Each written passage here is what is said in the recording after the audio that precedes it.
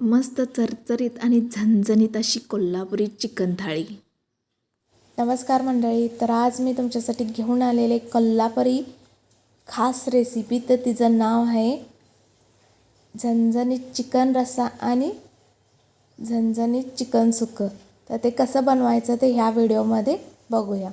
तर मी इथे अर्धा किलो चिकन घेतलेलं आहे आणि त्याला आता मॅरिनेट करणार आहे। तर इथे मी चिकनमध्ये पाव चमचा हळद, 1 चमचा मीठ आणि त्याच्यामध्ये धने जिरे पावडर अर्धा चमचा आणि 1 चमचा आलं लसणाची पेस्ट टाकलेली आहे।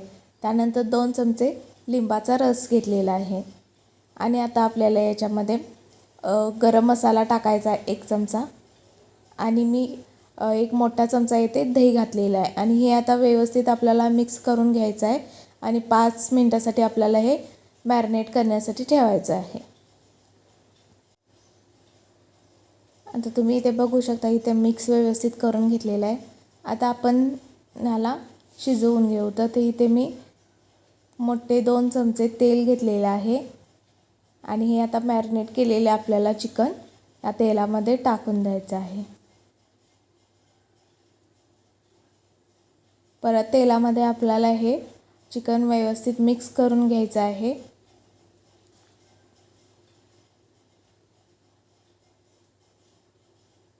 आणि झाकण झाकून आपल्याला या झाकणवर पाणी ठेवून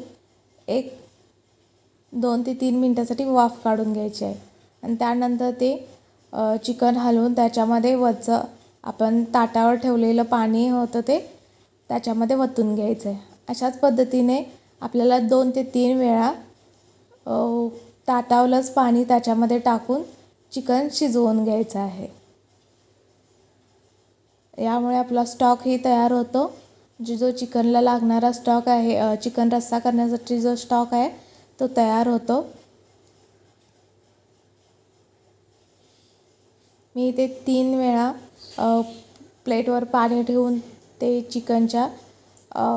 चिकनमध्ये ओतलेलं आहे। तर मी इथे आता परत एकदा प्लेटवरलं पाणी चिकनच्या स्टॉकमध्ये टाकून घेणार आहे।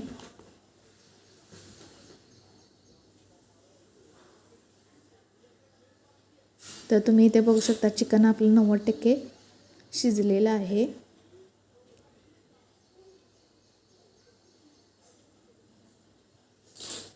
आता हे पूर्णपणे शिजेपर्यंत आपण इथे चिकनच्या रश्श्यासाठी आणि चिकन सुक्क्यासाठी लागणारा मसाला बनवून घेऊ।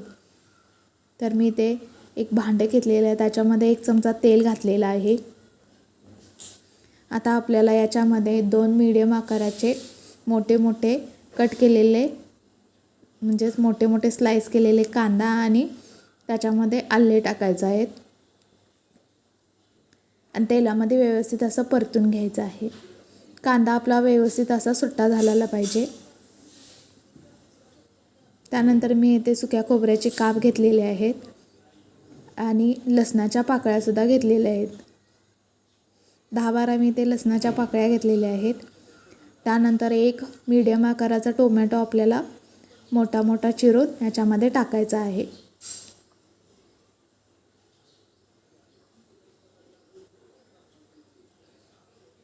तर हे सर्व आपल्याला व्यवस्थित असं तेलामध्ये भाजून घ्यायचं आहे। तर तुम्ही बघू शकता की इथे मी भाजून घेतलेलं आहे।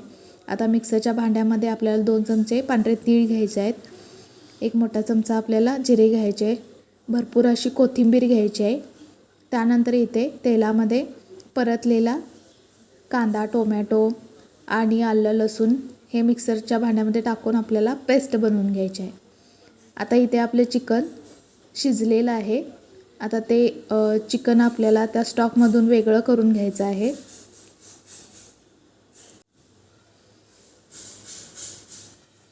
आता आपण इथे चिकनचा रस्सा बनवून घेऊ। तर इथे मी 2 चमचे तेल घेतलेलं आहे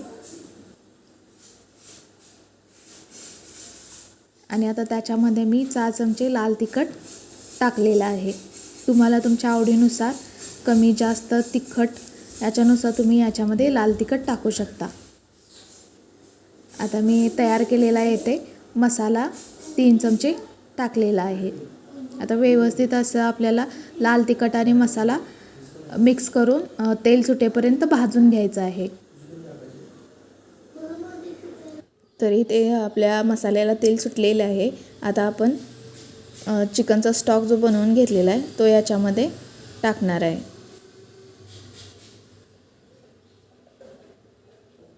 त्यानंतर मसाला आणि चिकनचा स्टॉक व्यवस्थित असा मिक्स करून घ्यायचा आणि याच्यामध्ये गरजेनुसार आपल्याला गरम पाणी घालून घ्यायचं.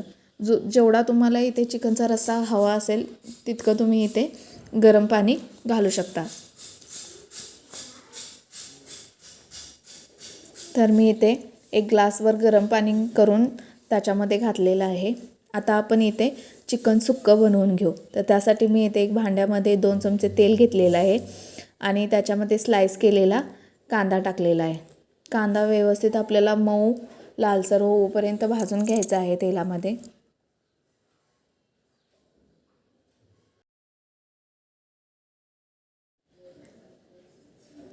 आता मी याच्यामध्ये 3 चमचे लाल तिखट टाकलेलं आहे. हे माझं लाल तिखट कोल्हापुरी पद्धतीने बनवलेलं आहे. आणि त्याचबरोबर त्याच्यामध्ये मी अर्धा चमचा मीठ देखील टाकलेलं आहे. आता हे व्यवस्थित आपल्याला मिक्स करून घ्यायचं आहे आणि बनवलेला इथे मसाला टाकून घ्यायचा आहे.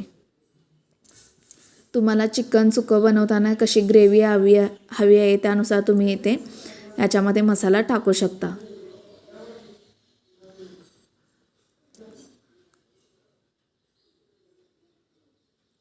आता व्यवस्थित आपल्याला इथे मसाला भाजून घ्यायचा आहे. त्यानंतर आपण शिजवून घेतलेलं चिकन याच्यामध्ये टाकून परतून घ्यायचं आहे.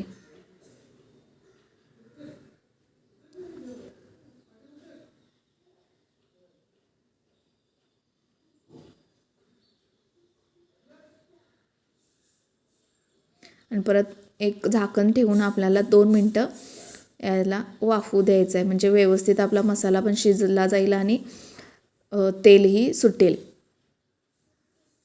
ते तुम्ही बघू शकता आपला इथे चिकन सुक्कं तयार आहे.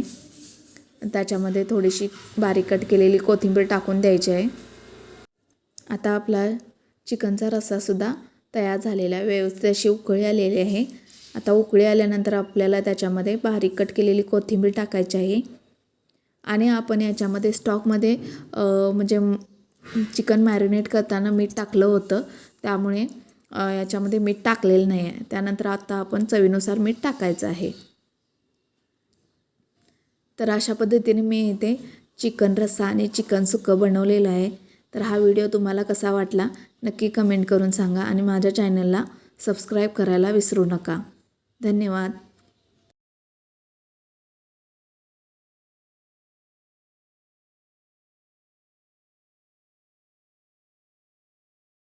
आणि अशाच नवनवीन रेसिपीचा आस्वाद घेत चला.